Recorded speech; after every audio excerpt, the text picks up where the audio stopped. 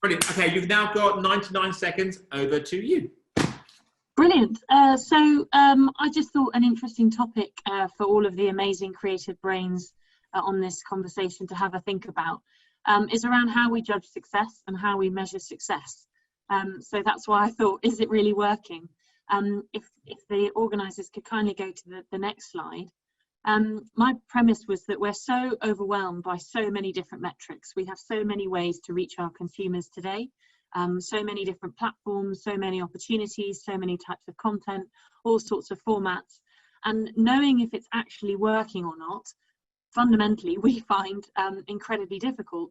The brands that we work with want different things. The media agencies that we work with advise us on different things. And there's no sort of consistent way of understanding whether or not fans are genuinely enjoying what we're providing to them as a brand. So sort of the idea that I was wondering if we could solve one challenge, what would it be? If we go to the next slide, would be a universal benchmark for how a fan feels about something. And this would apply across platforms, whether it's TV, whether it's social media, whether it's digital, whether it's advertising, some sort of universal metric that could cut across the whole spectrum of marketing and content creation to help us better judge success. Amazing. You did 99 seconds. Thank you so much.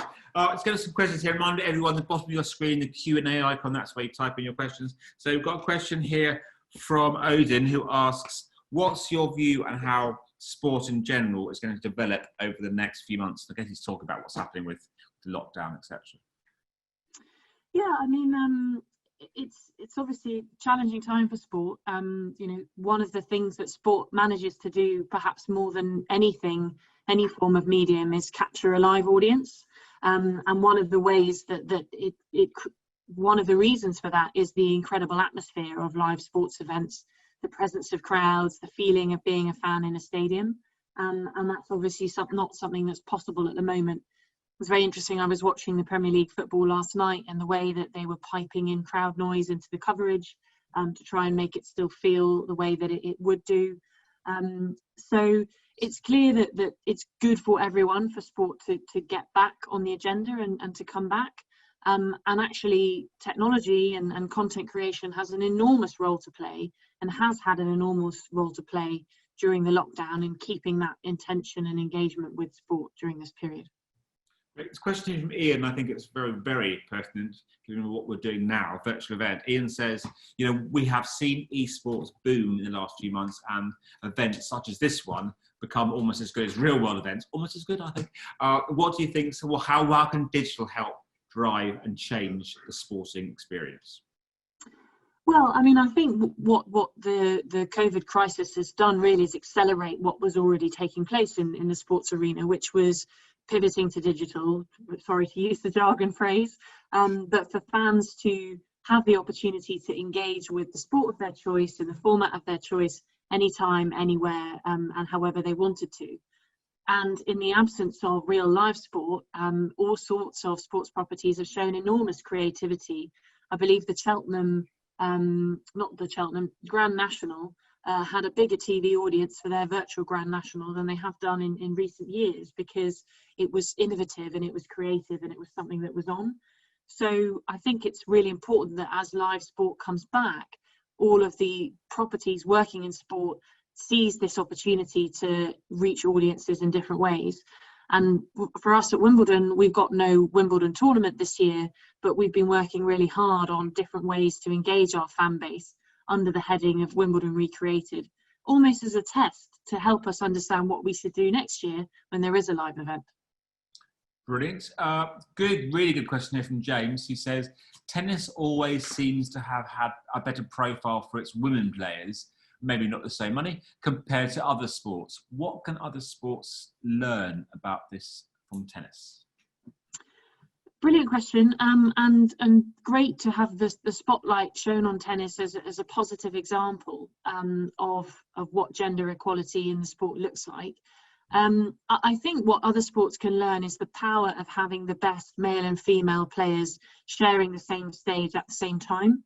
And that's something that we're very used to when you think about the Olympics. you see the men's 100 metres and then you see the women's 100 metres. They don't take place at different events at different times of the year. And that's what tennis has done really, really well. Combined events are more successful commercially than the separate men's and women's events. And that's definitely something that sport can learn from. Maybe one day we'll have a football World Cup where you have the men and women playing at the same time. Excellent. Next question here from, it's a very interesting question, especially given the amazing work you've done at Wimbledon with IBM and all that sort of stuff to make the experience best using technology. So Tamara, hi Tamara, asks, do you think if the feeling, inverted commas, of the audience was showing to the players or sports people, would it affect their play and could it replace a real audience? Feeling of the audience, interesting. So we've done some work with IBM to try and capture the most exciting points of a match based on crowd noise. So when the crowd was at its peak, therefore something particularly exciting was taking place in front of them. Now, if the players were somehow able to understand that the audience were particularly revved up and how that might change their performance. I mean, I guess you see it in sports where you have very clear home and away crowds, and you see the player with the home crowd taking that advantage and changing the way that they play and taking the momentum. So to have some way of acknowledging statistically how the crowd are feeling about performance, I think it's a fascinating idea. And definitely that relationship between the emotion of the fans, again, sports about emotion, and how the players are performing, I think would be a really interesting thing to dig into. Excellent. Question here from James, who says, pretty broad, how are you using UGC? What's your view on UGC generally? So, I mean, great question, James, and very topical. I mentioned Wimbledon Recreated, which is the campaign we're running for this year's fortnight, and that is solely dependent on UGC, and actually an amazing way of demonstrating the power of UGC, we think. So the premise behind Wimbledon Recreated is Wimbledon can't take place this year, but that doesn't mean that all of us collectively, all Wimbledon fans around the world, all the players, can't pay tribute to Wimbledon by recreating it in our own way. And what this also enables is to show off the breadth of our brand. So some people are recreating Wimbledon by playing tennis in their garden, but some people are recreating it by having strawberries and cream. Some people are dressing up their kids as the umpire at the kitchen table. Some people are paying more attention to their lawn, whatever it might be. And again, to use the word emotion, the emotional connection our fans have with our event is one of the things that makes it strong. So to show how they feel about it in their own words, through their own content, is very powerful. Excellent. Question here from Luke, a very interesting question. He says, given Wimbledon Centre Court tends to host white middle-class people, is digital for Wimbledon as much about engaging a new audience as much about engaging those who already attend?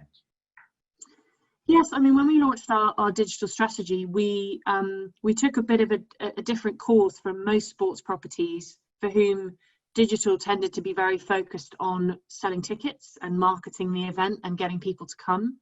Whereas for us, our digital platforms were all about being the next best thing to being at Wimbledon. So recognizing that demand for tickets is really high and that supply is scarce, how could we bring to life the feeling of being at Wimbledon through digital? I would say that the Wimbledon remains one of the few events where anyone can get a ticket to Centre Court. You do have to queue, but the front few rows of the court are full of all sorts of people, not just those you might expect. But absolutely, democratizing Wimbledon, making it accessible to everyone, digital, social media, content, all of those things have a really, really valuable role to play. Perfect. The question, I think, to be the last question looking at time. Jamal says, I've had my content budget slashed. What are the best low-budget creative tactics you've seen? So I would always say the best money you could ever spend is on really good people. If you could get somebody who understands social media, who is, reasonably accomplished at graphics and video editing, then that's all you need. You don't need to be hiring really expensive production agencies. Apologies to any agencies on the call, they're brilliant. But if you are struggling with budget, having people and focusing on that would always, for me, be the first place to start. Amazing. Alex, that's time up. Thank you so much, and congratulations on the new baby. Thank you. Thanks so much. Thanks, everyone. Now we've got a little poll break. So here's Poll Master with lots of news. Lots of news, lots been going on, all sorts of things. First up, let's give a shameless plug. Rory Sutherland is heading up later with his cribs. We're going to get a chance to go inside Rory Sutherland's house. I've seen a little preview of this, and it's odd. It's odd. Don't worry about it. It's odd and yet remarkable. It's remarkably odd. I think it's a sort of must see for any creators out there who are listening today. I seriously don't miss it. There are things in there that will never have been seen at any other event. Some other things been going on. Lockdown art. Some of you are really bad at art. I mean, there's no getting away from this. Some of you are just bad at it. I know it's not the thing you really want to say, but it's bad. The polls. Where are we on the polls? We've closed the polls on can you automate creativity. As I said, it was pointless running this in a day when so many creatives were watching. 67% said no, you cannot automate creativity. So no surprise there. The current poll we have running is, what is the role of a chief creative officer? If you are one, let us know. What are the options? That's a very good question, and I'm glad you asked me that. What are the options? No, one of the options is it's to give creatives a seat at the top table. Right. Secondly, it's to drive the business angle of creativity. Thirdly, it's a made-up job title. Excellent. I've also been looking at your pets. I've made some notes here. Emily Shane and Lauren Velasco, your cats are terrifying. I think you should probably think about leaving the house. Jennifer Duncan, that's an incredibly nice chinchilla. Valeria, I'm sorry to tell you this, I don't think that's a cat. I don't think it's a cat. I think you should probably take that to a vet. Any cats in tiny hats? No, but there is a very small dog in a coat. Dog's coat's good, yeah. I would Dressed up recommend animals are obviously very important today. Should we go look at some artwork? Because last time we had a bit of a stumble with the artwork. Did we? Because that would be unusual this week, wouldn't it? We've had almost no stumbles around the art, except every time we've tried it. So the art is now on screen. As I've said, if you've been with us all week, you could probably say this yourselves. This is done by the brilliant people at Three Blind Mice. This is an actual representation of what's happening at the event, what's been happening so far. It's absolutely fantastic, the work these guys put in. They're taking the 99 sessions, the 99 second sessions, and reproducing them graphically. And it makes for a superb piece of art. Justin, shall we do our big reveal of the one behind us, as we usually do? That's the original. That's the one from the last event. It's lovely. The February launch in the real world, the real world, not the new real world, in Soho. There's a lovely picture of Vicky Maguire in the top left-hand corner there. The punk symbols, very strong. I think, have we got anything else to talk about? We're going to move in on in a second. Probably the pizza. Pizzas, as you remember, there is the pizza competition. I should really find out what it is you need to do to win that. I know. What you need to do is, in the app, go to the app and have a notification asking for your address.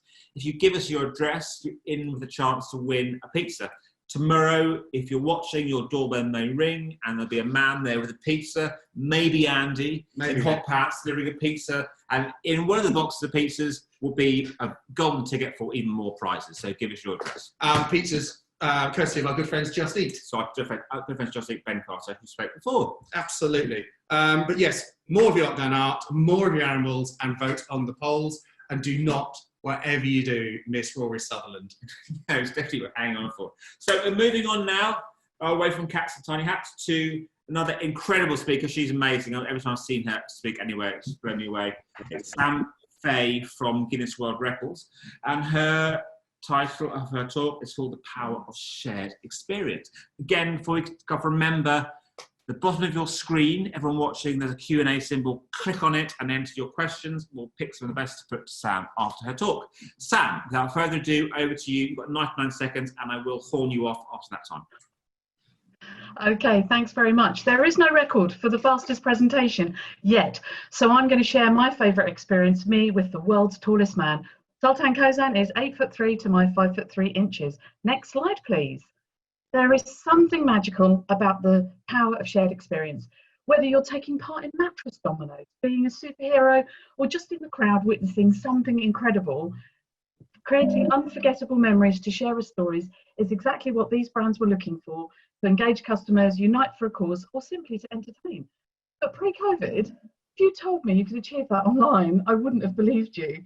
But as the world went into lockdown, we had to rethink our live events and what we were doing. How can we make people feel uplifted through record breaking when they couldn't be together? Next slide, please. So this is what record breaking looks like now. If the picture on the right is the most people unboxing online simultaneously, organised by an air conditioning company, and it was so popular in China, it's been broken twice in the last 10 days. And it's just one of those new record categories we've opened up to help brands connect with their audiences. So online pledges, video relays, virtual hangouts, live streaming. And most of these attempts have had a fundraising or a charitable aspect, which is so relevant to everyone right now. So the house stuck at home, like me and my two boys, we've taken record breaking indoors with a weekly online challenge. So now anyone, even you, Justin, can try official records from their living room at home. And finally, we've been helping to celebrate some of those incredible times that we've been lifted up during lockdown.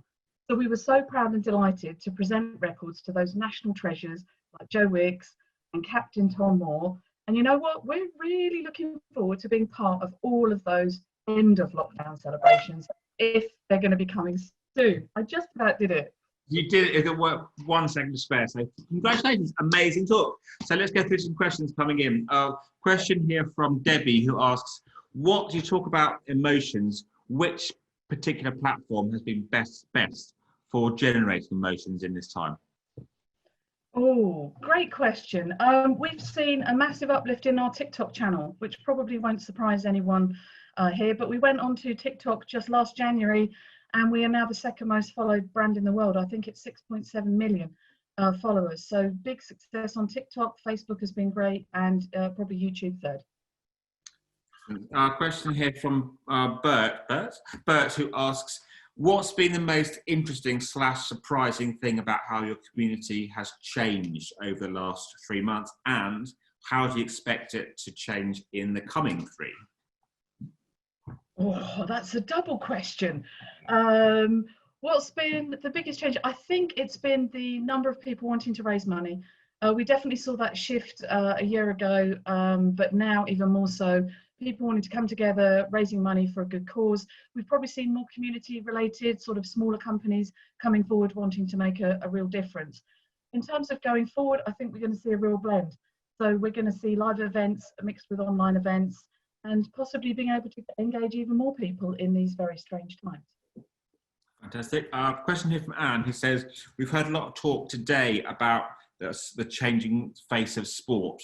What's your view on how sport is going to come out of this? My views on sports? Well, I think we're going to be able to have more people involved, as I said earlier, more people engaged. If you look at the challenges at home, keepy uppy records with a toilet roll, which doesn't quite compare to Wimbledon, but I liked the analogy of playing tennis in the garden, and I think it's going to be much more grassroots. If you look at what Virgin London Marathon have done as well with the 2.6 challenge at home, also trying to set records for that, I really think that people are going to be able to get much more involved at an authentic level and the level that suits them. Excellent. One last question, we've got a minute to get through, is from Bryn. As the world returns to normal, will brand experiences shift away from digital back to experiential live events? Wow, I'd make a lot of money if I knew the answer to that. I'm going to go for, I think it will shift slowly, but I think we'll retain some of the fantastic online experiences, you know, that we're having today, to be able to augment the live experience. I think humans want to get together, they want to be part of something, and so I think you're never going to replace those live events, but maybe there's an opportunity for more people around the world to get involved at a digital level.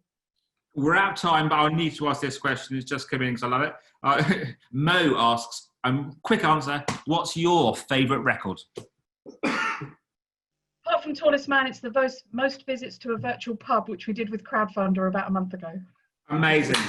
That's your time. Thank you so much. Great talk. Sam, thanks a lot. Moving on to our next talker with the title Design the Future. It's James Hirst. He's CEO of Rare Design. Just another quick reminder to everyone listening, Q&A icon, bottom of the screen. It's really simple. Click it and enter your questions. So without further ado, James, over to you. You've got 99 seconds. Thanks, Justin. Yeah, can you flip the slides up? Great stuff. So yeah, designing the future. This is actually more about the future of design. And contrary to what the poll result was, the 67% that said that human touch is needed, this is about looking at the role of AI and NLP in the design process, but not to take away designers' jobs and 100% automate it. It's actually about how we augment it.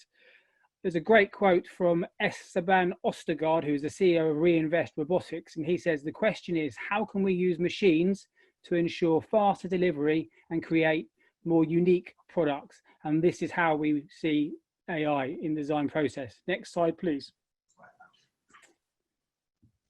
So how are we using it? So the way we can use it is we can challenge traditional processes. We can use NLP to get to better starting points, which means that as designers, we can spend more time on the craft of what we want to actually do, but still do it at speed. We can use publicly available data to eradicate subjectivity. Now, as designers, we've all been there. We've all had the I like this and I like that. We can use NLP to get rid of that. We can explore fat words. Fat words are words that mean different things to different people. Authentic is a word that comes up a lot. Donald Trump's authentic. Do you want to be that kind of authentic? No. So we can explore that. And ultimately, we can get to better designs and better ideas fast. Next slide, please. And the best analogy we can use of this, because we've all been there, which is basically we've been to a library, we've gone for a book, but actually what we've done is we've come out with a load of other books, and that's been the source of inspiration and where we started from. This is how we can use AI to augment the creative process. Wow, you did it. I was just about to haul you off, so congratulations. Amazing talk. Lots of questions coming in, sort of unsurprisingly here. Some question from Alice, who says, Alice says, we've already seen the first artificial intelligence creative director in Japan. So do you think there's really no threat to all our jobs? Well, I think, to be honest, I think you've got to look at it I can't say yes or no, really, but I think the way the best use, as the quote suggests, really, you know, the way that we can work together is to leverage what the machines and how the machines can help us to do our jobs better, quicker, more efficient, which is actually, if you think about kind of what we were trying to do is for our clients, that's really what they're after, really. So whilst I can't say wholeheartedly they're going to take our jobs, actually, if we kind of buddy up with them, it can make us do our jobs better. There's a question here from Giles, who says, what are some of the brands using AI best in a creative way, in your view? To be honest with you, I don't think enough of them are serious, really. I mean, I always reference, I mean, I think one of the sort of poster childs of doing AI recently, or a few years back, was when Nutella produced all those designs. Now, they were very, very pretty, but actually, was that a great use of design and a great use of AI? Who knows? So whilst I can't say who are doing it well, you know, there are examples of people doing it differently. So I think there's no real, I can't really give an answer, I'm afraid. Okay, lots more questions. Theodore asks, what might a physical implementation, a touchable tool of augmented creativity look like? Well, without wanting to plug our own one, we have so Dan, we call it, which is our own kind of machine learned product tool that we use specifically for innovation. So we have this tool, Dan, and what we do with that is, as I sort of alluded to in this, is really we use NLP and data analysis to really explore kind of keywords. And what we can do there is, as I kind of take words, explore the different meanings, and actually then overlay kind of imagery. And we can get to really interesting starting points. We did a project with a client who were looking to launch a new health brand, and it was a really great starting point for sort of stimulus and sort of concept development, really. Perfect. We've got 1 minute left. It's a nice question. It's quite a big question, but try and do it in a minute. Swati, I think you say, would AI be able to empathize? No. No, I mean, this is it. I mean, this is why going back to the poll again, I think the human touch is needed. It's not about 100% automation in our eyes. It's about augmenting it. You know, as people, we still have a big sort of a strategic challenge that we need to solve as an agency for our clients. It's not about getting rid of that, but we can kind of use the AI to kind of help solve that challenge, give us better starting points, and then overlay the human creativity on top of that, really. So it's about combining the machines with the kind of the human strategic creativity to any challenge, really. Amazing, great answer on which to finish. James, thank you so much. Great talk, great question answer. Thank you. Justin. Now we're moving across now to our first and I think only dual presentation of the day. It's Peter Jacobs from Dentsu Aegis and Alex Ginn from Adverty, and their talk is how to level up your marketing strategy with gaming. First gaming talk of the day, 0 dots yesterday, so welcomed. So now over to you. You have 99 seconds, and don't forget, I will horn you off. Brilliant. Thanks very much, Justin. It's great to be back again. Had a really good talk on Tuesday, and thank you to everyone that's reached out since talking about gaming. Today's obviously all about brand experience, creativity and engagement, and that's something that gaming really does tick all of the boxes for. I've got Pete with me here, who's from Dentsu and Aegis Network, and he runs the gaming department over there. Pete and myself work quite closely together regularly to help brands get into the gaming space who are really looking to find new innovative ways to reach their audiences. So as you can see on the slide there, there's a couple of different instances of what you can do in gaming that's completely different to what you would traditionally be able to do. I'd like to ask Pete a couple of questions, really. One of the things is, Pete, you've been in this game in the media agency world for a long time now. When you're being tasked to find new innovative ways to reach audiences that haven't been done before, what are your experiences with pushing gaming to brands? Most of them are very, very keen, but don't know how. So there are different avenues for all types of advertisers to get into gaming or esports. But the key thing is to do it well and to add to the experience somehow. So as long as the strategy enhances the experience, adds to the gameplay, that's the key thing. Brilliant. Awesome. I mean, just adding to that, some of the really good examples of what Pete's talking about there would be things like Pokemon Go, for example, that game that was big a couple of summers ago, but it's still absolutely massive now. Brands like Uniqlo, who have actually released real life products of Pokemon clothing, now have those in the game free of charge for players to use on their own avatars. I think, things like that really do help brands to, connect with your audience very closely. What else would you like to say about it, Pete? Do you think... Oh, sorry. Nothing. I know there's two of you, but you still get 99 seconds. So yeah. Great talk. And we had lots and lots of discussion yesterday about gaming, so it's such a hot topic for the audience, lots to talk about. So the question here from Ginn, would you like to see more recognition of gaming in the big award shows such as Cannes, Lion, etc.? At Cannes 2 years ago, Fortnite won it was Wendy's that won the Grand Prix using their execution with Fortnite. So it's good to see it's finally becoming, seen as this fantastic platform to do big experiential things. I would love to see it in there more often, every single year, and like a new gaming thing. And I think, for example, the Travis Scott concert experience was a fantastic execution this year. I don't think it will be long until there's something in there every single year. What do you think, Pete? Yeah, gaming's, I believe, going to become a core pillar of the media mix. And as such, it will get more and more recognition. And one of the key points in gaming is that whatever you can dream up, you can code. So whether your favorite Formula One driver going around Monte Carlo or your Yoda in Star Wars, whatever you can picture, you can code. So therefore, it's second to none for innovation. Superb. There's a question here from, I'm not sure this is their real name, Bob, the drag queen, who asks, you say ads must add to the gaming experience. What must they avoid doing? It depends on the device, but if a gamer has spent, let's say, £50 on a game, the last thing they want is to be interrupted.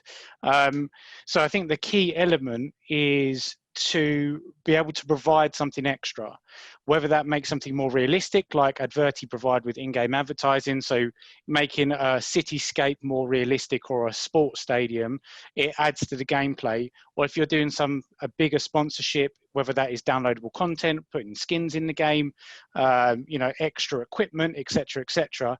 That's the key thing. What you don't want to do is shoehorn anything in, because it'll have a very negative effect, and the gaming audience can be quite vocal.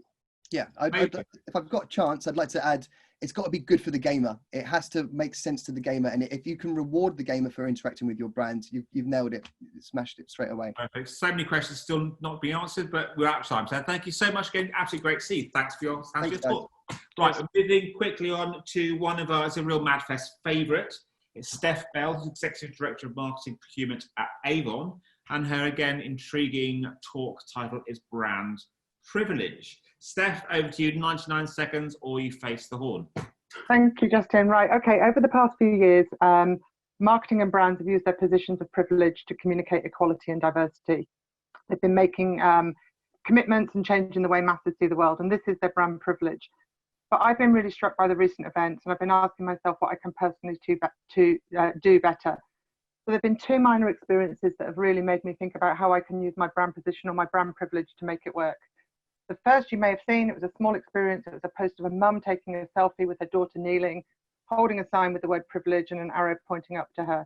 And it caused a huge amount of bad press, negative press. This woman was deemed tone deaf.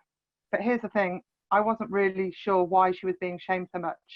And I nervously thought, her intentions are good, her execution clearly not so much. But it made me become quite cautious about taking a position in case my tone was wrong. Then after a few days, I was listening to an extremely fun podcast on ending systematic racism, and one of the speakers challenged the group on how you can actually create real lasting change, not just with your voice, but getting deeper to the base under the skin, get to the starting point and understand policy and policy behind policy. So these were the two experiences that sort of, on top of many others, solidified my aha moment. I'm privileged enough to have a position that I can create change. I work for a brand that wants to do the same. I need to move from being in the crowd and supporting, advocating and sponsoring.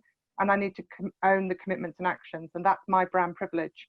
So I have an action plan, and my action plan is based on three things. One, educate myself differently, break my echo chamber, use my voice and speak out even if I get it wrong, so I get the feedback.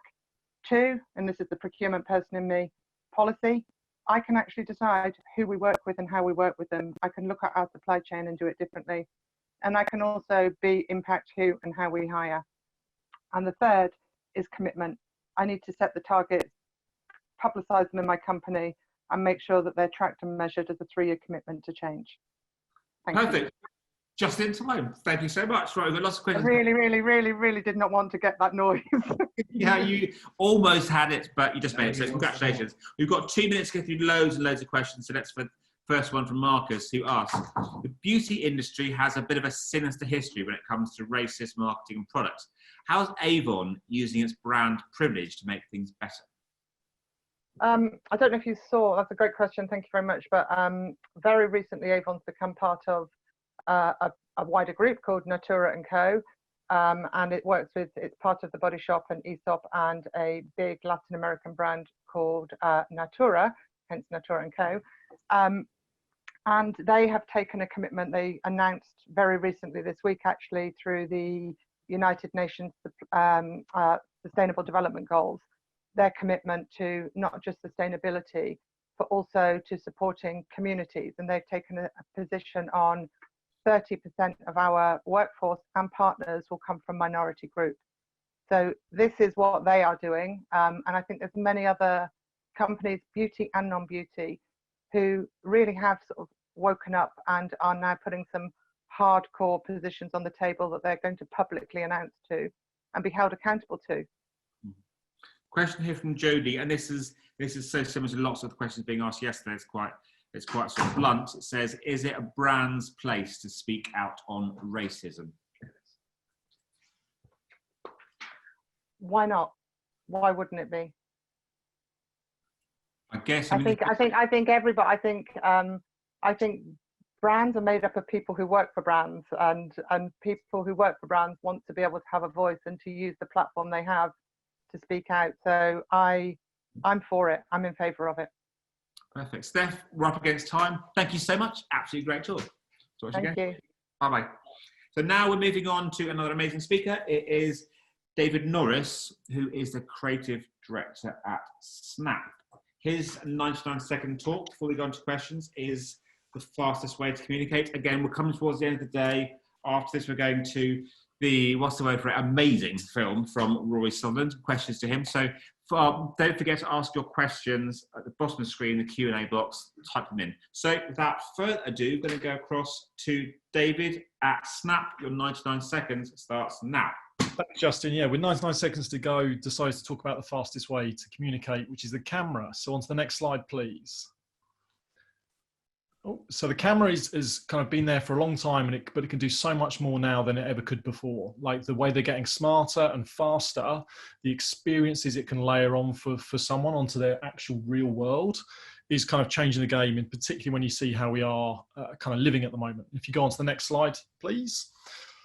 So there's a talk around kind of augmented reality being a bit of a kind of an experiment, but actually it's done at huge scale. So through the Snap cameras, Snapchatters are taking 4 billion snaps each and every day, but there's 170 million people engaging with AR every day on Snap. And if you go on to the next slide, the thing that's kind of exciting is if you think about the people doing this, the users of the platform are using the camera kind of like a keyboard. They're using it for experience, they're using it for entertainment and for utility. So whether that's to solve a maths problem or identify a dog.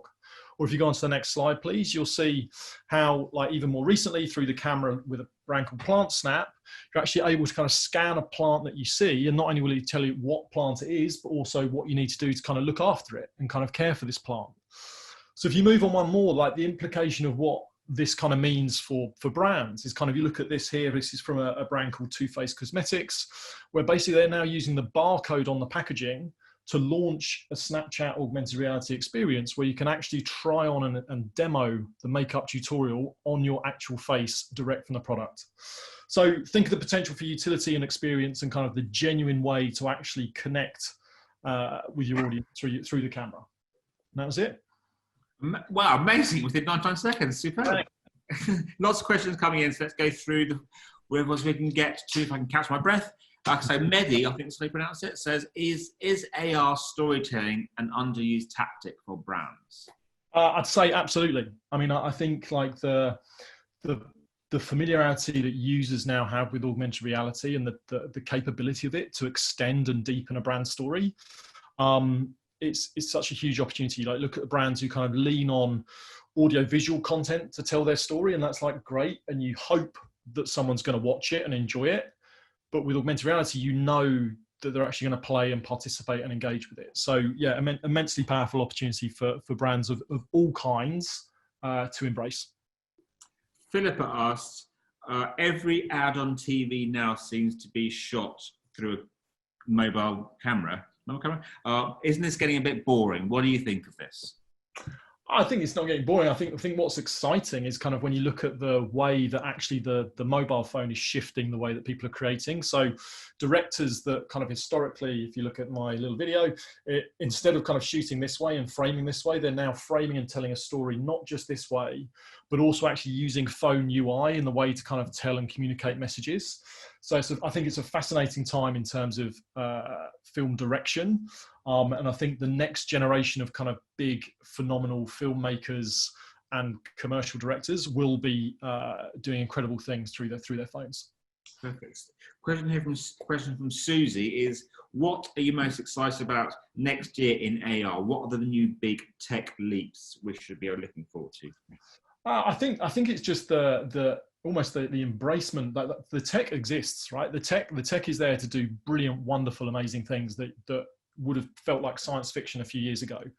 And I think the exciting thing for me now is actually brands recognizing the role and opportunity of the camera within their communications plan, and therefore the explosion of creativity, which is coming through experience and entertainment. But actually the most exciting bit for me probably is how brands leverage utility through the camera and how they can tell kind of different useful stories beyond a campaign, just kind of an always on kind of brand opportunity. Yvonne asks, what do you think the best use of AR is in an integrated campaign across different media? Great question. I mean, I think like there's lots of different roles that AR can play. And I think more and more it's kind of seeing that ability to take someone from an experience to conversion. So we're seeing a huge opportunity at the moment, particularly in the world and climate that we're in right now, where technology is bridging gaps of kind of conversion and purchase and commerce. And kind of, I think now when you look at your holistic campaign and the multiple media touch points you're planning, like think about where you can do way more than just kind of add a URL to a poster or a link to a website, but actually create something that can build an experience off anything that can pull the user closer to actually that endpoint of purchasing what you are talking to them about. A question here from Jason has, what is the most useful use of AR you've seen in marketing for good? Marketing for good. Well, so I think there's a couple of examples. One is we did something in partnership with the UN a little while ago, which was around water levels. So it was kind of letting you kind of wherever you were in the world, look at your environment, and actually you could see if the water levels rose by just a meter, like the difference of that landscape where you were and how that would be. And then also more kind of recently, like we've used AR off the back of COVID-19, where you could scan any banknote in, I think it was about 33 countries. I think you could scan any banknote, and that would kind of prompt you to an experience through the note to actually donate money to the WHO. So, you know, I think again, it's an area of huge opportunity to kind of build experiences that do good. And I think hopefully we'll see a lot more of that in the climate that we're in now. Amazing. Got one last question. It's from Tim. Tim says, I know it's not really what you do, but what's your view on VR? It's very close to AI. So, I mean, my view on VR, I mean, there's obviously some phenomenal and amazing things that's possible to create in virtual reality. I think the difference between the kind of the ease of the experience, I think that's the continual battle and challenge for VR over AR is like, you know, people are so comfortable holding phones in their hands and experiencing their world through it and through the camera, that you know, the ability to create an augmented reality experience, it's just so much easier for someone to have that step in. I think as technology continues to evolve and improve, it will create more interesting opportunities where hopefully some of the depth of experience from VR can be leveraged and accessed in an easier way for people. Perfect. Let's end on one last question. It's a money one. What's the most commercially successful AR experience you've seen? Wow. What's the most commercially successful? So, I mean, I think like it's fascinating seeing how brands are leveraging them to convert across the scale. So like you'd think, well, it's crazy that you'd use AR to get people through, but actually we've seen great success of kind of sneakers being sold out instantly off the back of kind of an AR drop. So where a shoe's been released in AR first and it's just shot, but actually we've also seen that cars have been ordered after kind of someone's had an augmented reality kind of test drive. So like I think the range and scope of behavior, like it's not a huge barrier for people to actually purchase off the back of AR through their phone. And I think it's relevant across the board for having that kind of huge commercial impact. David, that's your time. Thank you so much for joining us. Thanks a lot. Thank you very much. Cheers. We're now going to move straight on, just to keep time, to Rory Sutherland and the much vaunted amazing video. We'll do a quick wrap up after that with some poll work and that sort of thing. So let's, if we can, go to Rory Sutherland. Cribs with Rory Sutherland.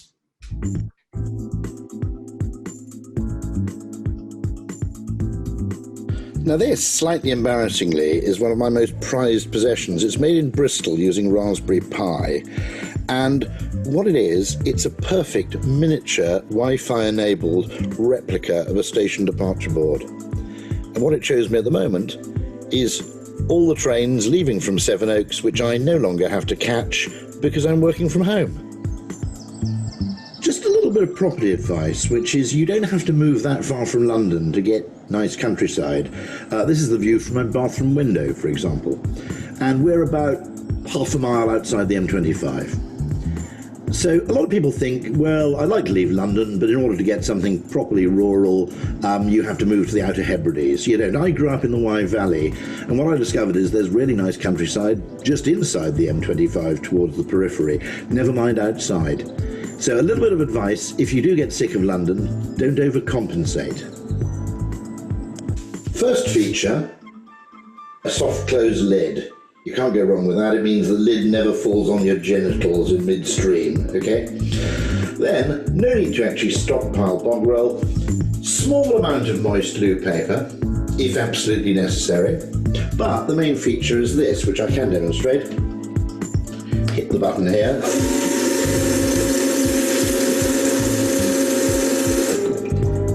Out comes the proboscis.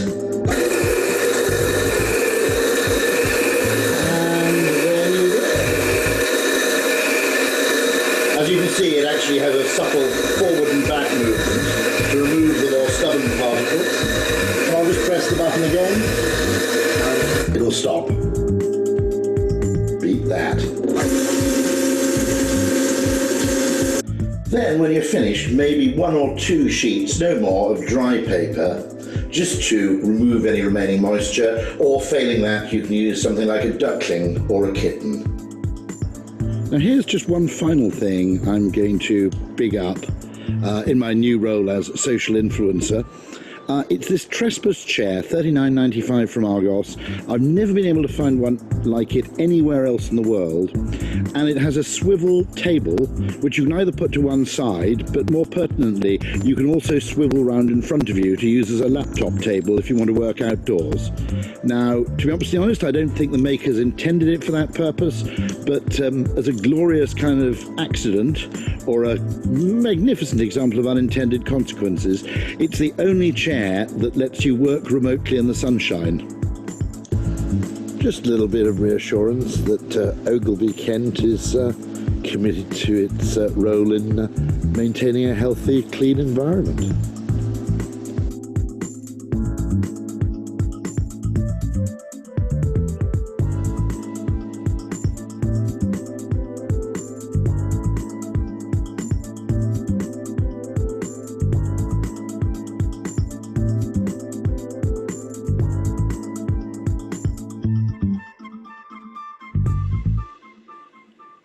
Something with a little bit of sentimental value, somewhere in this astounding group photo is my great uncle, who flew Lancasters and Wellingtons during the war on I think over 60 missions, believe it or not, and survived. I like it partly because my great uncle's in it, but also because I think it's pretty much the greatest group photograph ever taken. Now this absolutely hideous structure here is my home video conferencing rig. What I did is I bought a mic stand from a music store, and then you can clamp or screw various things onto it. You can see there's a clamped on anti-pop filter. At the end there's a Yeti microphone which sits just above my head. Then you have the webcam there. Underneath it a tablet stand, the obligatory ring light. You have to have one of those because otherwise if you're backlit you end up appearing on Zoom like a paedophile in a Channel 4 documentary, you know, with your face blacked out. And then you have to have a permanent set of headphones and a little tablet stand there. What I learned pretty quickly is that you've got to have the whole gamut of stuff set up and ready to use permanently in some tiny little space you've reserved in your own home. Because if you don't do that, the problem is you end up with 7 minutes to go before some Zoom call, and you're desperately looking for your sodding headphones which have gone missing, or else you can't find the right USB cable. And that's kind of miserable. So what you effectively have to do is get a bit territorial and requisition about 10 square feet, and then have all this stuff set up and ready to plug in at a moment's notice.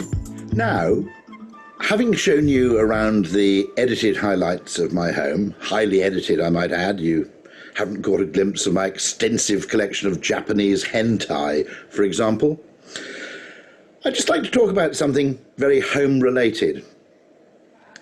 And what we've discovered during the COVID lockdown is a completely different way of working. Now, even massive flexible working advocates like me 2 years ago never in our wildest moments proposed that the best way to work remotely is for everybody to go home and never to meet anybody physically. That would be deranged, under normal circumstances at least.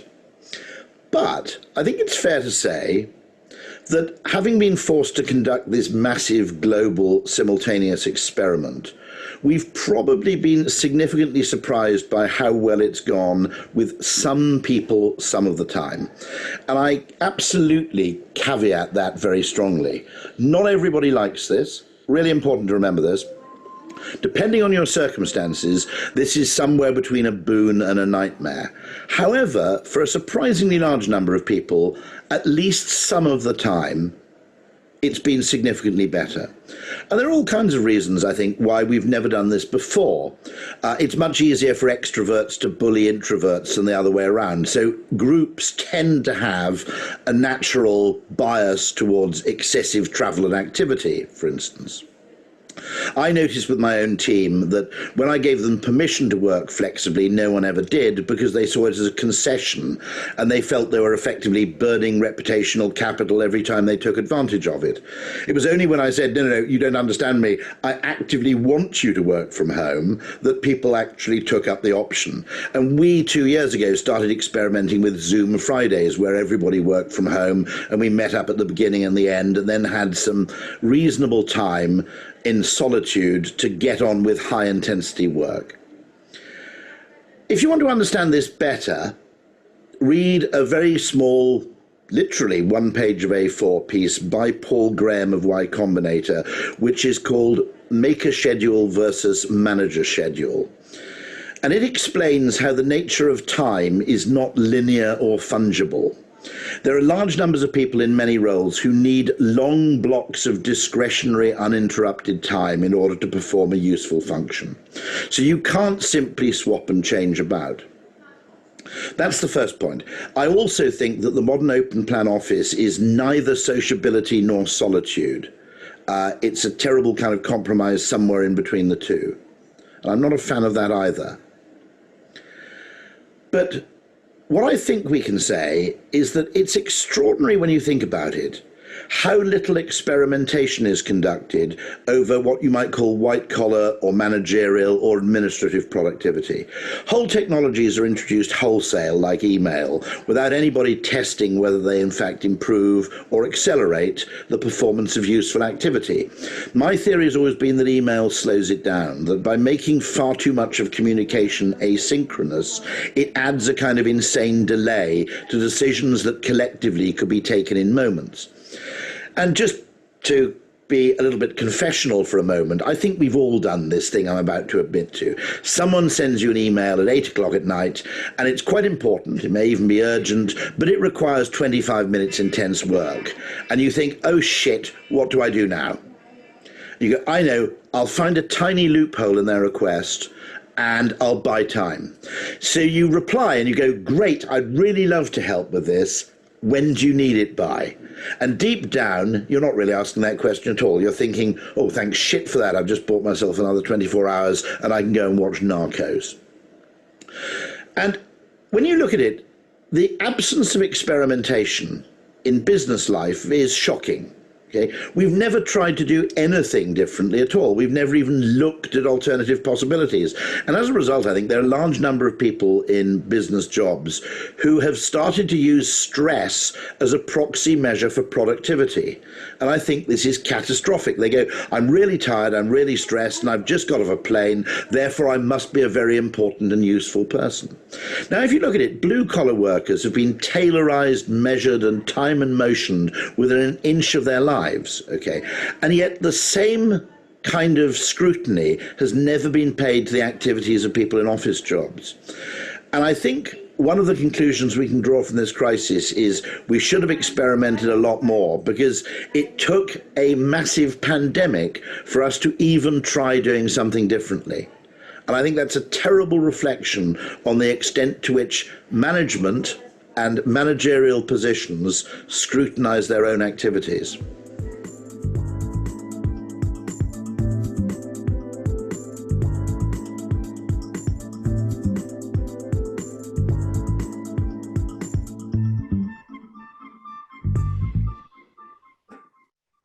Amazing. I think everyone else loved that, seems all the comments. Rory, are you on for some questions?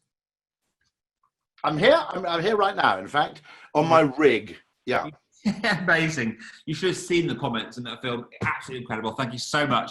So we've got another about 6 minutes to get to some questions. Let me kick off. The last time I saw you, I was interviewing you about your book, Alchemy, which is an amazing book. What has any of your thinking changed during the last 3 months?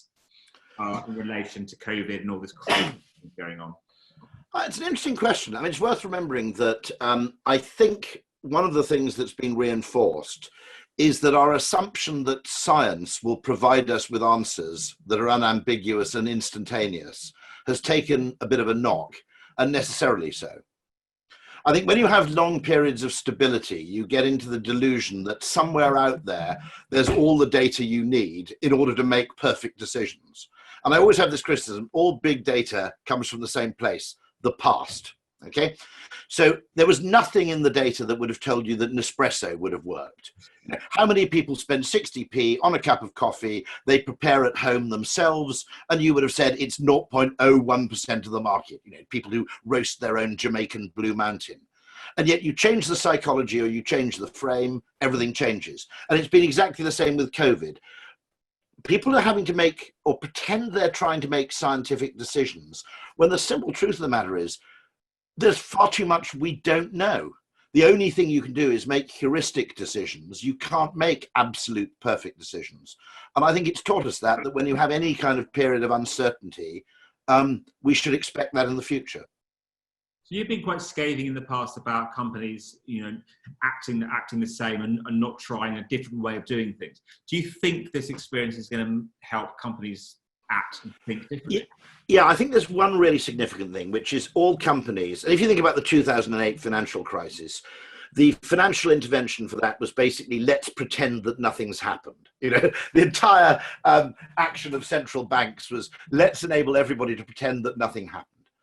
And businesses have been over-optimized towards efficiency and under-optimized towards resilience. So those boardroom conversations where efficiency used to be a proxy for effectiveness, that's got to change. And if you think about it, one of the things that COVID's done is it's brought marketing right to the fore, because suddenly every business question, not every business question, but 90% of business questions are behavioral questions. It's no longer how do we hedge on aviation fuel, it's how the hell do we get people back onto planes? And so the importance of marketing in this particular instance is, I think, enormously high, and we should step up to the plate. What do you think the problems are being caused by the lack of human interaction when it comes to the creative process?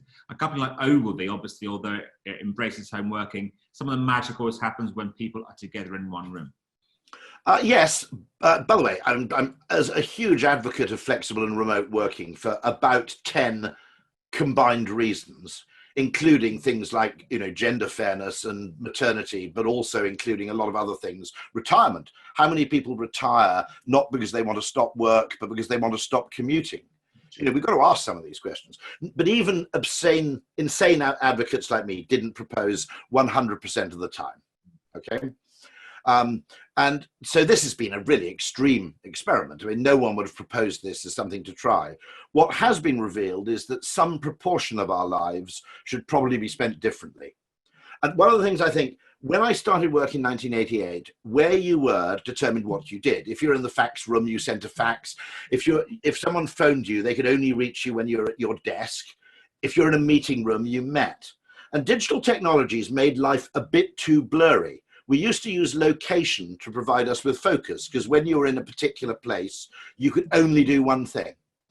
And actually, I think we've got to recreate that focus artificially by moving to different spaces to perform different kinds of work. Famous quote from David Ogilvy, I never wrote a single thing in the office. His body copy, his books, everything else, he wrote at home. Too many distractions. I can't write.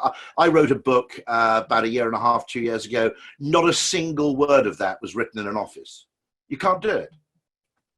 So okay, Gemma asked, this is a good question. Will people consume less after coronavirus, and what can advertisers do to get consumers spending? There's a terrible answer to this, which sounds like a complete cop-out. But behavior will be so variegated that the worst thing you can do, for example, is read something like The Economist and say, this is what's happening to the economy on average, and therefore assume that the average is representative of your own customers. Because what tends to happen after a crisis is people become more extreme forms of their own self. Some people will become financially cautious. Some people have been financially wiped out. Other people have probably saved money in this last 4 months. I mean, genuinely saved money.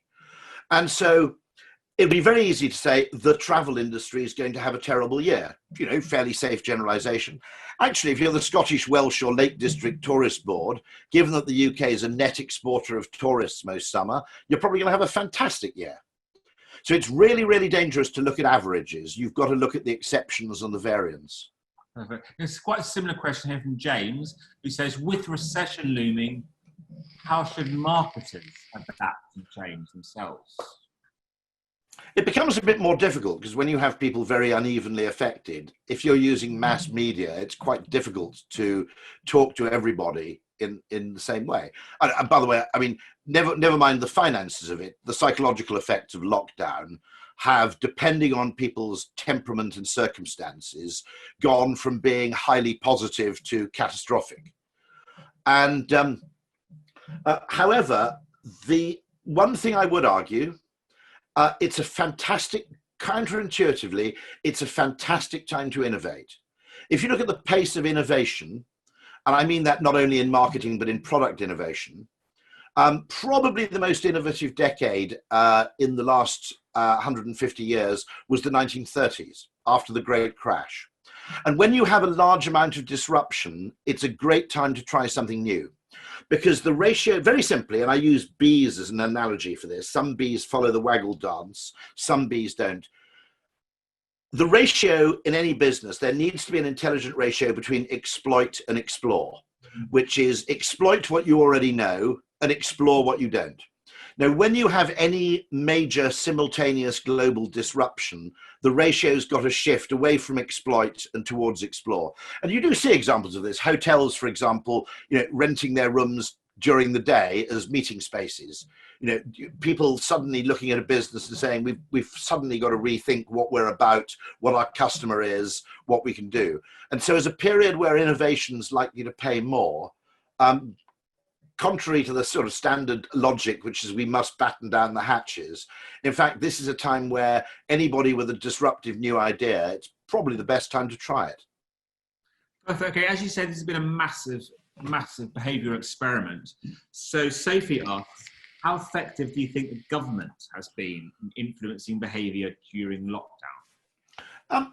We've got to separate here. This is actually very interesting because a very large amount of the prevention of the crisis being worse happened before lockdown.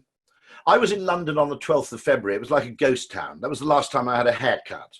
And I went in, there was no one else in the barber. I went home on a deserted train. It was absolutely empty. There was a Starbucks with 2 people in it, and both of them washed their hands when they came in, and both of them washed their hands when they left. And there's some evidence that suggests that the R figure was already dropping before we went into lockdown. Okay. And so one of the questions we've got to ask is, what is the best combination in government intervention between compulsion and persuasion? Because it looks as if persuasion actually did probably the greater part of the work. Some elements of lockdown, by the way, I think everybody did it because every government had, apart from Sweden, the US, had to adopt the behavior of the most extreme other government for fear of being blamed for incremental deaths. Okay? And so there was Paul Dolan at the LSE asked a very interesting question. What would have happened if this had started in Sweden rather than starting in China? So it started in a very dictatorial country where immediately the state just imposes complete blanket rules. And the same thing effectively then gets copied by other countries around the world. If it had been started in Sweden because of a dodgy shipment of Gravidlax or something, instead of a bat or whatever possible cause, the Swedes would have reacted in this particular way and other people would have copied them in a more moderate way. So there's a huge amount of risk aversion and defensive decision making, which I think colours government behaviour right across the world. Rory, absolutely fantastic. It's always amazing spending time with you. We're up against time, so I'm going to have to say goodbye and thank you so much for your time today. Anytime. Thank you ever so much. Rory, great stuff. Thank you so much. Justin, bye-bye. Bye-bye. See you again soon. So we're going to call time on this, everyone. Thank you so much for staying with us today. It's been another incredible day of brilliant speakers. Andy, any final wrap-up notes on games and polls? Just to say that the winner of the Pets Win prizes was Louis the Travelling Pug. owned by Joey Petit of E1 Media Agency. That's a great typo there. Louise chewing on a beer bottle, which is exactly what we're heading off to do now. Rory mentioned innovation there. Great time to innovate. Tomorrow is all about innovation. Nice segue. It's a 2 o'clock start. Do come early. Do come on the app. Do come and ask lots of questions. It's going to be a great fun day tomorrow. Topped off with a DJ set from a great DJ from Defective Records. Mm-hmm. Probably your kids know them quite well, Andy. I think they're going to know them better than me. Yeah. Thanks for joining us today, everyone. What an extraordinary last session that was. I have many more questions I could have asked, some of them around hentai and soft touch toilets, but we didn't have that time. So, Justin, say goodbye to the people. Bye, everyone. Thanks so much for joining us. Join us tomorrow Friday. It's going to be absolutely amazing. It's going to be sunny. We'll see you then. Thanks so much, and goodbye.